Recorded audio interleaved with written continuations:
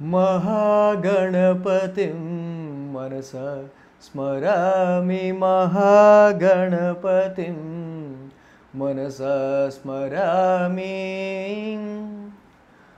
TR creations family అందరికీ నా వికారినామ సంవత్సర శుభాకాంక్షలు.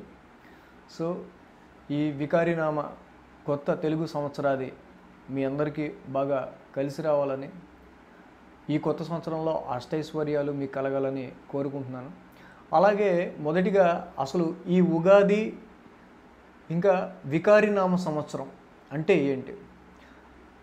ఉగాది మనం ప్రాశస్త్యాన్ని తెలుసుకోవాలంటే హిందూ పురాణాల ప్రకారం బ్రహ్మదేవుడు సృష్టిని ప్రారంభించింది చైత్ర శుద్ధ పాడ్యమి రోజు కావడం వల్ల ఈరోజు దాన్ని ఉగాది అని పిలుస్తారు. అయితే కొత్త జీవితం ప్రారంభించడం అనేది దీని అర్థం. యుగ ఆది అంటే కొత్త శకం అని దీనిని మనం పిలుచుకుంటూ ఉంటాం. అలాగే ఈ కొత్త సంవత్సరం వచ్చిన సందర్భంగా మనం కూడా ఈ కొత్త సంవత్సరానికి గుర్తుగా మొదట కాపుకొచ్చిన వాటితో ఉగాది పచ్చడిని చేసుకుని తింటాం. కొత్త బెల్లం, కొత్త చింతపండు, మామిడికాయలు, వేపపూత, ఇలా ఉగాది పచ్చళ్ళు అప్పుడే కొత్తగా చిగురించిన అన్ని రకాల రుచులు, అటు తీపి, పులుపు, బెల్లం తీపికి, వేప చేదుకి, ఇలా మన జీవితంలో అన్ని రకాల రుచులు మనం చూస్తుంటాం. దానికి ప్రతీకగా ఈ ఉగాదిని మనం జరుపుకోవడం జరుగుతుంది. అయితే ఈ వికారినామ సంవత్సరం మనం చూసినట్టయితే అసలు అందరికీ తెలిసిందే, తెలుగు సంవత్సరాలు 60. సో ఇప్పుడు తెలుగు సంవత్సరాల గురించి, తెలుగు గురించి, వాటి గురించి, ఋతువుల గురించి చెప్పేవాళ్ళు ఎవరు లేరు. అది చాలా బాధాకరమైన విషయం. ఈ తెలుగు సంవత్సరాలు ఒక్కో సంవత్సరానికి ఒక్కో పేరు ఎందుకు వచ్చిందంటే, పురాణాల ప్రకారం విష్ణుమాయ కారణంగా నారదుడికి జన్మించిన ఈ 60 మంది సంతానమే తెలుగు సంవత్సరాలు. వారి పేర్లనే తెలుగు సంవత్సరాలుగా పెట్టడం జరిగింది. ఈ పేర్లు శాశ్వతంగా నిలిచిపోతాయని విష్ణుమూర్తి వరం ఇవ్వడంతో ప్రతి ఉగాదికి నారదుడికి పుట్టిన 60 మంది సంతానం యొక్క పేర్లు మనం సంవత్సరనామంగా పిలుచుకుంటూ ఉన్నాం. అలాగే గడచిన హేవళంబినామ సంవత్సరం ప్రజలకి ఆనందాన్ని, విళంబినామ సంవత్సరం సుభిక్షంగా ఉంటుందనే అర్థాన్ని ఇచ్చాయి. ఈ వికారినామ సంవత్సరం ముఖ్యంగా శత్రువులకి సంబంధించింది. శత్రువుల గురించి ఆలోచన కానీ, శత్రువులకు సంబంధించిన పీడ కానీ, శత్రువులకు సంబంధించిన అంతానికి సంబంధించింది కానీ మనం ఈ వికారినామ సంవత్సరానికి అర్థంగా చెప్పుకోవచ్చు. సో ఈ వికారినామ సంవత్సరం అలాగే ఈ కొత్త నూతన తెలుగు సంవత్సరాది మీకు అందరికీ కలిసి రావాలని మరొకసారి కోరుకుంటున్నాను.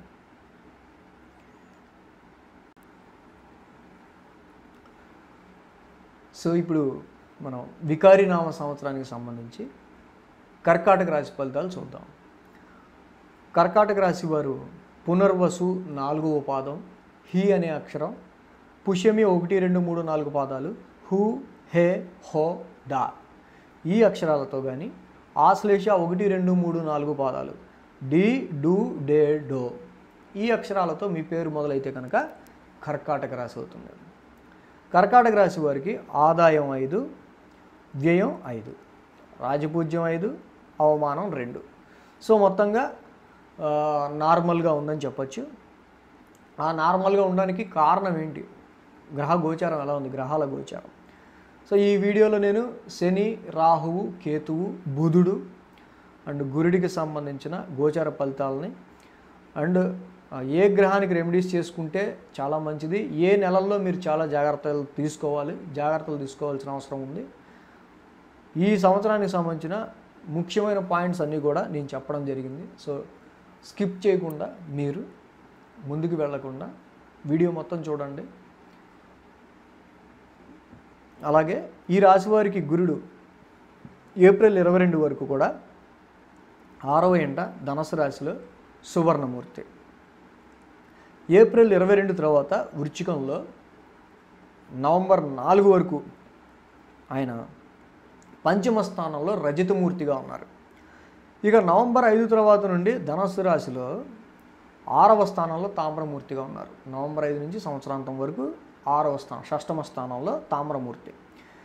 ఇక ఈ శని ఉగాది నుండి 23 జనవరి 2020 వరకు అష్టమ స్థానంలో, తర్వాత మకర రాశిలో సప్తమ స్థానంలో తామ్రమూర్తిగా సంచరించబోతున్నారు. రాహు సంవత్సరం అంతా కూడా మిథున రాశిలో ఉంటారు, వ్యయస్థానంలో. కేతువు ధనస్సులో షష్టమ స్థానంలో సంచరించబోతున్నారు. ఇక నేను చెప్పేది ఏంటంటే, మొదటిగా బుధుడి సంచారం ఈ సంవత్సరం చాలా కీలకం. ఎందుకంటే బుధుడి ఇంట్లో రాహు ఉన్నారు. బుధుడు గోచారం బాగోని రోజుల్లో రాహు ఉన్న స్థానం చాలా నెగిటివ్ ఎఫెక్ట్స్ ఇచ్చే అవకాశం ఉంది. అందుకని ఏప్రిల్ 12 నుంచి మే 3వ తారీఖు దాకా నీచ రాశి అయిన మీనంలో ఇక్కడ బుధుడి సంచారం జరుగుతుంది. కాబట్టి బుద్ధికి సంబంధించిన విషయాల్లో బుద్ధిమంతంగా మీరు ప్రవర్తించాలి. తృతీయంలో రాహువు, తృతీయాధిపతి బుధుడు నీచ కాబట్టి ఈ విషయాన్ని గమనించి మీరు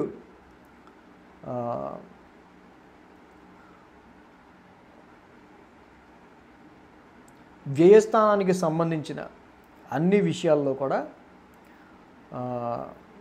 బుద్ధి మందగించకుండా, చెడు బుద్ధితో ఏ పని చేయకుండా చూసుకోవాలి.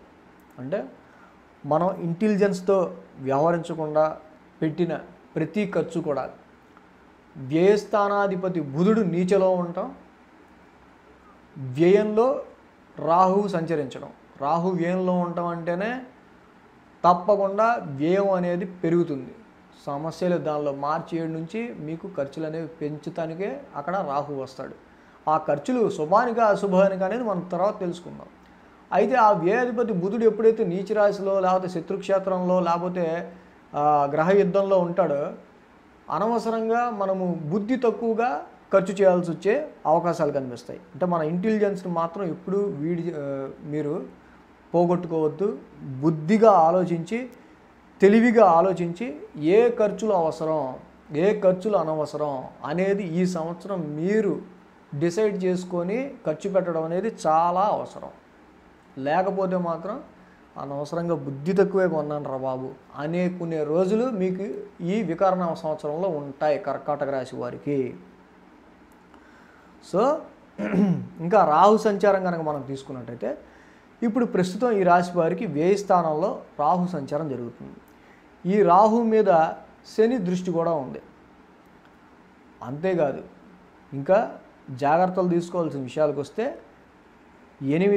మే 8వ తారీఖు నుంచి 27 జూన్ వరకు కూడా కుజుడు రాహువుతో కలిసి మిథునంలో యుతి చెంది ఉన్నారు. సో అది వ్యయస్థానం అయింది.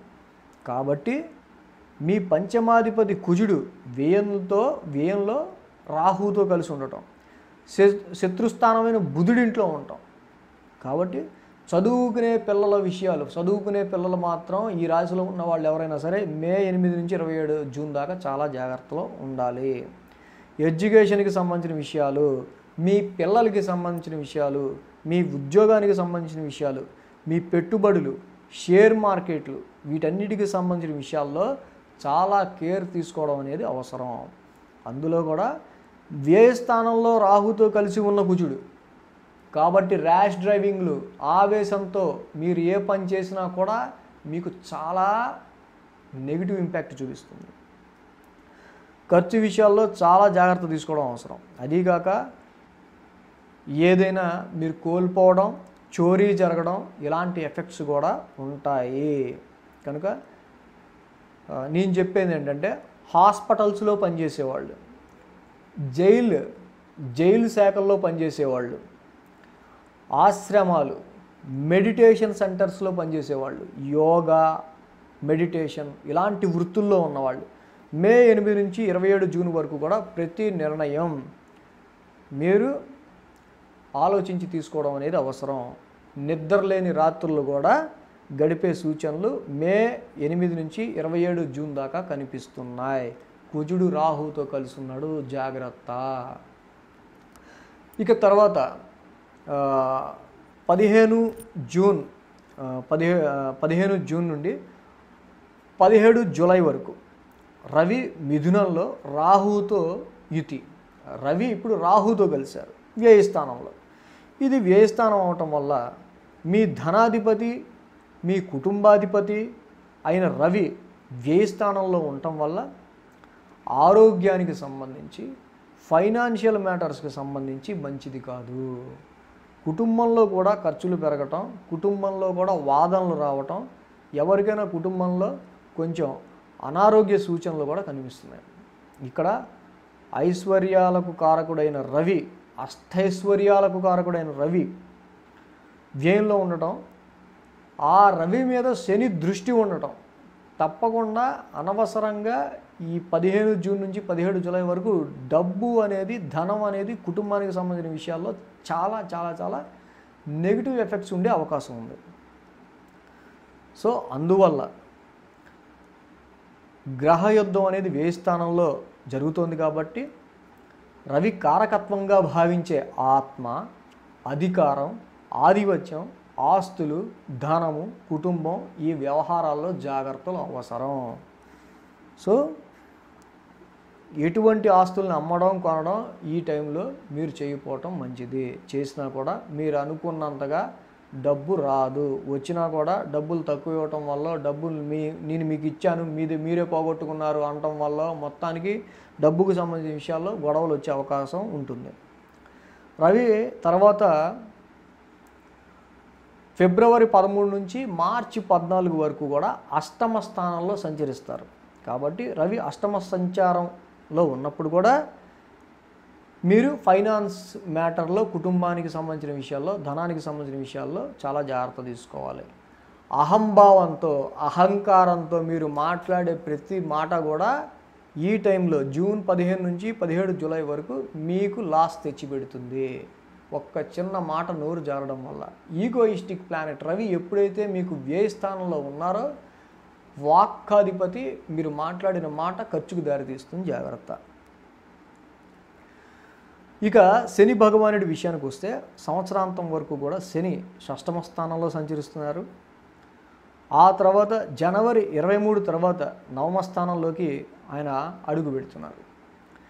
షష్టమ సంచారంలో శని కేతువుతో కలిసి యుతి చెందున్నారు. కాబట్టి అప్పులు, అనారోగ్యాలు, శత్రువులకు సంబంధించిన ఒక విధమైన భయం అనేది ఈ షష్టమ స్థానంలో శనికేతువులు కలిసి ఉండటం వల్ల జరగబోయే పరిణామం. శని షష్టమంలో వీటన్నిటి మీద జయాన్ని కలిగిస్తారు. యాక్చువల్గా రోగ శత్రువుల మీద రవి షష్టమంలో జయాన్ని కలుగజేస్తారు. కానీ ఎప్పుడైతే ఆయన కేతువుతో యుతి చెందారో అవసరం లేకపోయినా లోన్లు తీసుకోవడం, చిన్నపాటి అనారోగ్యాన్ని కూడా ఆందోళన చెందటం, సో ఎక్కువ భయాలు ఉంటాయి. శత్రువుల వల్ల, కాంపిటీటర్స్ వల్ల, మీ డైలీ రొటీన్ చేసే ప్రతి పని మీద ఏదో తెలియని భయం, ఇలాంటివన్నీ పుడుతుంటాయి. సో జనవరి తర్వాత శని సప్తమ సంచారం మీద మీరు ఎక్కువగా శ్రద్ధ చూపించాలి. ఎందుకంటే సప్తమ స్థానంలో శని సంచారం అంత అనుకూల ఫలితాన్ని ఇవ్వదు. ఆ సమయంలో భార్యాభర్తల మధ్య అన్యోన్యత, బిజినెస్ వ్యవహారాల్లో పార్ట్నర్కి సంబంధించి గొడవలు, వ్యవహారాల్లో చిక్కులు వచ్చే అవకాశం ఉంటుంది. మ్యారేజ్ డిలే అవ్వటం, రిలేషన్స్ విషయాల్లో దూరం పెరగటం, అభిమానించే వారినే మనం చీ అనుకోవటం, ఇలాంటి విషయాలు ఎక్కువ ఎదురవుతూ ఉంటాయి. ఎప్పుడు జనవరి 23 తర్వాత శని సప్తమంలోకి సంచరించినప్పుడు. ఎంతైనా అది మకర రాశిలోకి శని యొక్క సంచారం సప్తమంలో, మకర రాశి శని యొక్క స్వక్షేత్రం కాబట్టి అంత నెగిటివ్ ఫలితాన్ని ఇవ్వడు. కానీ ఇలాంటి ఫలితాలు శని సప్తమంలో ఉన్నప్పుడు జరుగుతాయి కాబట్టి ఆ టైంలో జాగ్రత్తలు తీసుకోండి. ఇక గురుడు మీకు ఏప్రిల్ 22 వరకు కూడా షష్టమంలో ధనుర్రాశిలో సువర్ణమూర్తిగా ఉన్నారు.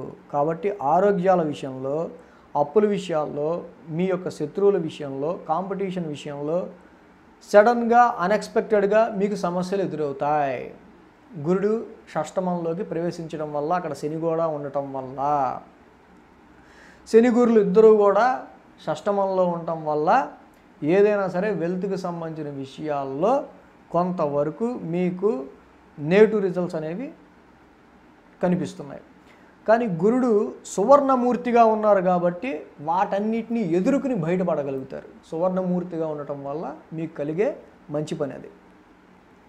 ఏప్రిల్ 22 నుండి నవంబర్ 4 వరకు కూడా తిరిగి పంచమ స్థానంలో రజతమూర్తిగా గురుడు మళ్ళీ రీఎంట్రీ. అంటే ఏప్రిల్ నెలలో జరిగిన అన్ని చెడు పరిణామాలను బయటపడి మళ్ళీ మీరు అభివృద్ధికి, అంటే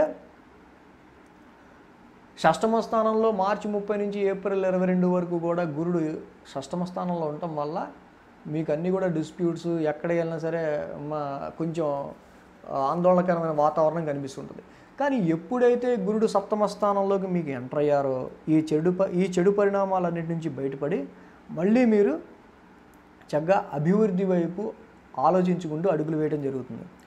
ఇక్కడ గురుడు మీకు పంచమ స్థానం నుండి నవమ స్థానాన్ని, లాభస్థానాన్ని చూస్తున్నారు. చక్కగా పంచమ స్థానంలో ఉన్న రవి నవమ స్థానం, లాభస్థానాన్ని చూస్తారు ఆయన కదా.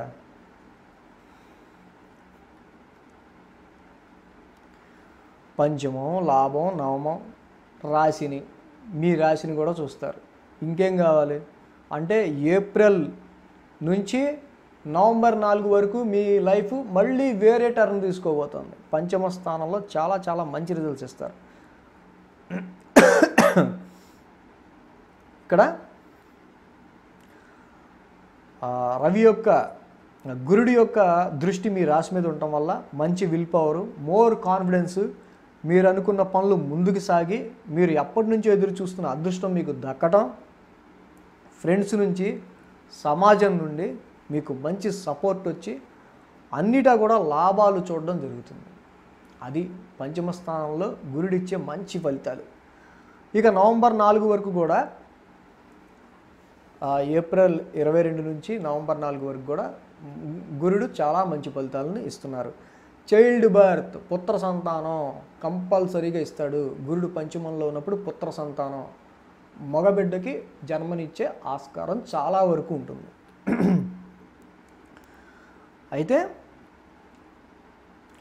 నవంబర్ 4 తర్వాత మళ్ళీ గురుడు ఎప్పుడైతే మీకు షష్టమ స్థానంలోకి ఆయన ఎంటర్ అవుతారో అప్పుడు మీరు మళ్ళీ చాలా కేర్ తీసుకోవాల్సిన అవసరం ఉంది. ఏప్రిల్ నెలలో మీకు ఎలాంటి ఇబ్బందులు అయితే షష్టమ స్థానంలో గురుడు క్రియేట్ చేశారో మళ్ళీ నవంబర్ 6 తర్వాత షష్టమ స్థానంలో శని గురులు ఇద్దరూ కలిసి ధనస్సు రాశిలో ఉంటున్నారు. శని గురుడు ఇద్దరు ధనుసు రాశిలో ఉంటాం. శనికి సంబంధించిన విషయాలు, గురుడు జ్ఞానానికి సంబంధించిన విషయాల్లో శని ఆయనకి సంబంధించిన విషయాల్లో రెండు కూడా షష్టమ స్థానంలో ఉండటం వల్ల చాలా చాలా జాగ్రత్తలు తీసుకోవాల్సిన అవసరం ఎంతైనా ఉంది. సో నవంబర్ 5 నుంచి అప్పులు, అనారోగ్యాలు, కాంపిటీటర్స్తో భయం, కోర్టు కేసులు, శత్రువులతో పోరాటం, ఇవన్నీ మళ్ళీ నవంబర్ 5 తర్వాత జరిగే పరిణామాలు.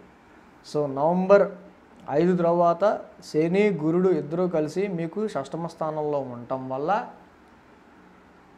ఈ 3 నెలలు కూడా నవంబర్, డిసెంబర్, జనవరి 20తో ఆయన మళ్ళీ షష్టమ స్థానాన్ని వదిలేస్తారు కాబట్టి ఓకే, డబల్ ఇంపాక్ట్ తగ్గుతుంది. సో ఈ రాశి వారు ముఖ్యంగా చూసినట్టయితే రాహుకి సంబంధించిన విషయాల్లో ఎక్కువ జాగ్రత్తలు తీసుకోవాల్సిన అవసరం ఉంది. ఎందుకంటే రాహు వ్యయ స్థానంలో ఉన్నారు, ఎక్కువ ఖర్చులు క్రియేట్ చేస్తున్నారు. ఫస్ట్ రాహుని మీరు కంట్రోల్ చేస్తే ఖర్చులన్నీ కంట్రోల్లోకి వస్తాయి. అంటే అయ్యే ఖర్చులు నెగిటివ్ వైపు కాకుండా పాజిటివ్ వైపు అవుతాయి. చక్కగా వేరేగా మనం ఖర్చు అయితే బాధగా ఉంటుంది మనసుకి. అలా కాకుండా ధార్మికమైన కార్యక్రమాలకి డబ్బులు ఖర్చు పెడితే మనకి కొంచెం హ్యాపీగా ఉంటుంది. కాబట్టి రాహుకి ముఖ్యంగా 18 వారాల పాటు మినిమల్ దానం ఇవ్వండి. ఇంకా రాహుకి జపం, హోమం, దానం, తర్పణం అనేది చేయించాలి.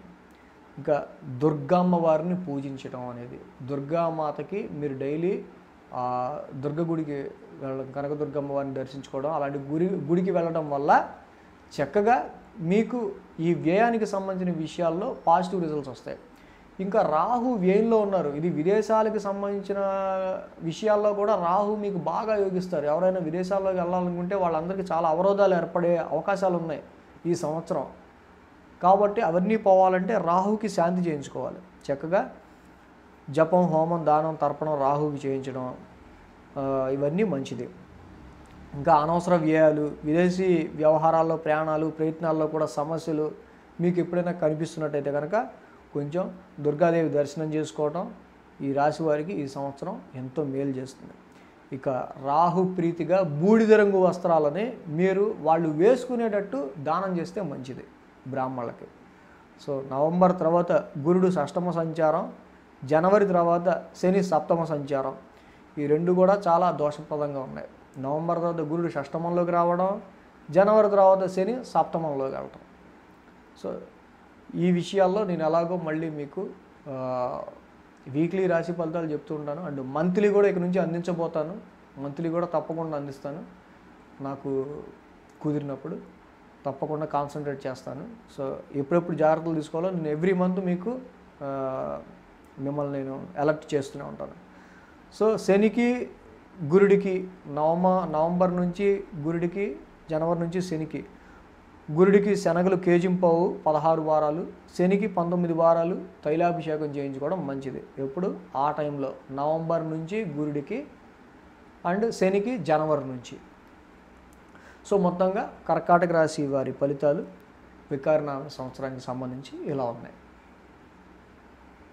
ఈ వీడియో కనుక మీకు నచ్చినట్లయితే లైక్ చేయండి, షేర్ చేయండి. మరిన్ని అప్డేట్స్ కోసం సబ్స్క్రైబ్ చేయడం మాత్రం మర్చిపోకండి.